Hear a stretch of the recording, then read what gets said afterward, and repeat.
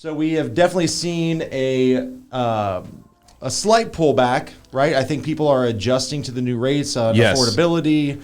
Yes. Home builders are also trying to figure out what's going on because a lot of people that have been waiting, 5-6 months for their home to be built can now not qualify.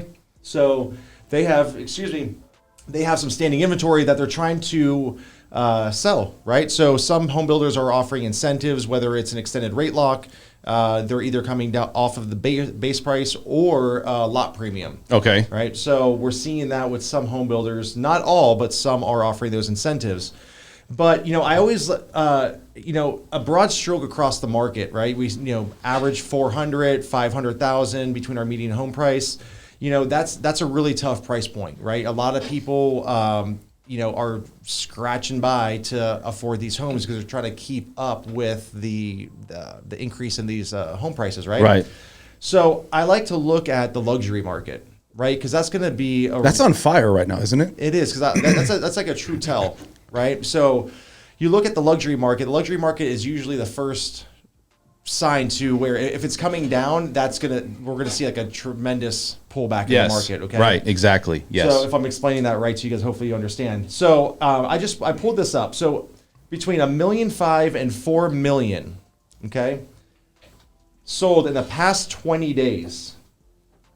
We have 19 sales in the past 20 days, all closed in cash. All closed in cash. So what does that say about here. the market? I mean, it's on fire, but you still have people investing cash. You got people coming in. You looked at the average market, right? Was three and a half million. Now you're seeing that is it higher than that now? I mean, what is that average luxury market price right now? So we're looking. 1.5 is probably like the baseline. 1.5. Yeah. So most homes, we don't have a tremendous amount of homes over 4 million. We have homes over 4 million, but this is a good barometer, right? So between 1.5 and 4 million. Most buyers in this price range, people who are looking in the $1 million price range, don't care what interest rates do. They see the value in the Las Vegas market and they're investing. Well, a lot of people, man, they say as giving financing and saying rates, like you shouldn't. It's like you always dictate what the market's going to do based upon what people do, right? Confidence, and people's confidence are still there. The supply, it always comes down to supply and demand. The supply is low, the demand is high, but yet people are still willing to pay a premium for the most part with these higher rates.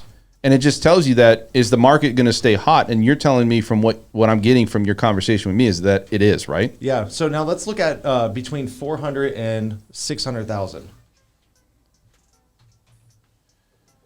So in the last 20 days,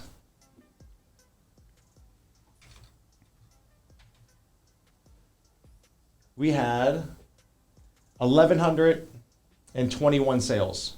Yeah. In the last 20 days. Now let's go down here to cash. Yeah. Sold terms cash. Yep. From 1121. Yep. 408. Yeah. So it's still a significant number. I mean, we're just below half. Half of those homes between 400,000 and 600,000 in the last 20 days closed in cash. Right. So the confidence is still there in this market. People are just navigating around the interest rate. Some people might make sense. They say, hey, look, it doesn't make sense for me to borrow the money. I'm getting creamed in the market right now. Makes more sense to cash out, maybe borrow against my 401k, close on this property cash.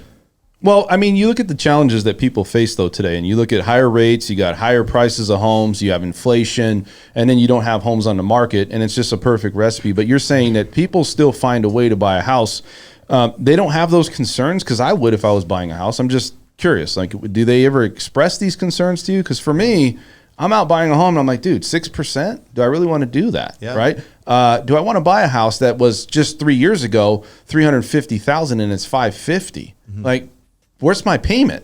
Sure. And look, maybe that market's different. You got 1.5, that 1.5 to 3.5. You're saying, okay, they're still going to go in, but maybe they have the capital and the assets to do that.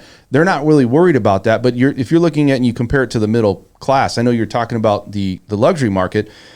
They're the ones that's the meat and potatoes of what we're doing, mm-hmm. right? They're the middle part. They're probably the most that we deal with. I know we have some high-end buyers, but those are the ones that probably have the most stress and have the most reluctance of saying, hey, maybe this isn't the market. And furthermore, they might look at it and go, if we just wait, we're going to buy in the dip because maybe the market's going to come down.